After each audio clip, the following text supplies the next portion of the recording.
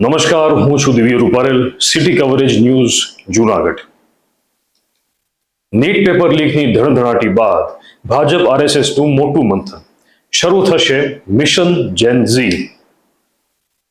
દેશની રાજનીતિમાં દાયકાઓથી એવું માનવામાં આવતું કે ચૂંટણીઓ માત્ર સિનિયર નાગરિકો કે જ્ઞાતિગત સમીકરણોથી જ જીતાય છે. પરંતુ નીટ પેપર લીક વિવાદ બાદ સર્જાયેલા વંટોળે દિલ્હીની ગાદી સુધી ધ્રુજારી પહોંચાડી દીધી છે. વિદ્યાર્થીઓ અને યુવાઓના વિરોધ પ્રદર્શન, શિક્ષણ મંત્રીના રાજીનામા અને જંતર મંતર પર યુવાનોની એકતાને ભાજપ અને તેના માતૃ સંસ્થા આરએસએસ રાષ્ટ્રીય સ્વયંસેવક સંઘ ને એક મોટો સંદેશ આપી દીધો છે. આજનો યુવા માત્ર નેતાઓના ભાષણો કે સ્લોગન સાંભળવાનો નથી. તે પોતાના ભવિષ્ય માટે તીખા પ્રશ્નો પૂછે છે અને તેને અવગણવો હવે પોષાય તેમ નથી. આ જ પરિસ્થિતિને ધ્યાને રાખીને સંઘ પરિવાર અને શાસક પક્ષે અત્યાર સુધીનું સૌથી આક્રમક મિશન જેન ઝી લોન્ચ કર્યું છે. તો શું છે આ મિશન જેન ઝી? જેન ઝી એટલે કે 1997 થી 2012 વચ્ચે જન્મેલી એવી પેઢી કે જે ટેકનોલોજી, સોશિયલ મીડિયા અને પોતાના અધિકારો પ્રત્યે અત્યંત જાગૃત છે. ભાજપ અને આરએસએસના ટોચના વ્યૂહરચનાકારો માને છે કે જો આ નવો મતદાર કે યુવા વર્ગ નારાજ થશે તો આવનારી ચૂંટણીઓમાં મોટી રાજકીય કિંમત ચૂકવવી પડી શકે છે. આ મિશન હેઠળ માત્ર આશ્વાસન આપવાને બદલે યુવાનો સુધી પહોંચવામાં સીધા અને વિશિષ્ટ પ્રયાસો હાથ ધરવામાં આવ્યા છે. હુકમ નહીં પણ સંવાદ. સંઘ પ્રમુખ મોહન ભાગવતે પોતે સ્વીકાર્યું છે કે હવે યુવાનોને આદેશો આપવાનો જમાનો જતો રહ્યો છે. તેઓ પ્રશ્નો પૂછે છે અને તેમને તાર્કિક જવાબ આપવો જરૂરી છે. સંઘ ચાલકનો યુવા સાથે સીધો સંવાદ.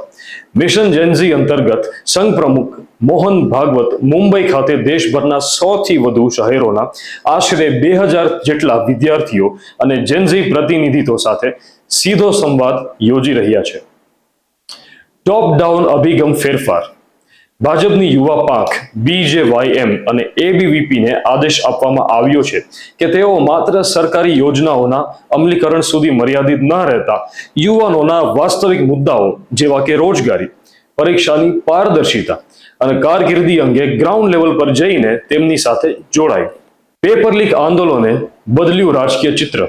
નીટ વિવાદ દરમિયાન જે રીતે સામાન્ય વિદ્યાર્થીઓ અને જેન ઝી યુવાનો રસ્તા પર ઉતરી આવ્યા હતા, તેણે સ્પષ્ટ કર્યું છે કે આ પેઢી કોઈ પણ રાજકીય પક્ષની બાંધેલી મુઠ્ઠી કે ચોક્કસ વોટ બેંક નથી.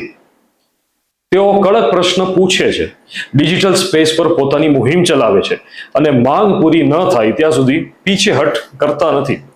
વિપક્ષ પણ આ યુવા આક્રોશને વટાવવાની ફિરાકમાં છે. ત્યારે ભાજપ આરએસએસ માટે મિશન જેન ઝી એ માત્ર પોલિટિકલ કેમ્પેઇન નથી, પરંતુ યુવાનોમાં ગુમાવેલો વિશ્વાસ પુનઃસ્થાપિત કરવાની એક મોટી કસોટી છે. આગળનો માર્ગ. શું યુવાનોનો ગુસ્સો શાંત થશે? પેપર લીક જેવા સંવેદનશીલ મુદ્દાઓ પછી માત્ર ભાષણો કે ઇવેન્ટ્સથી કામ નથી ચાલવાનું. તે વાત સંઘ અને ભાજપ બંને સારી રીતે જાણે છે.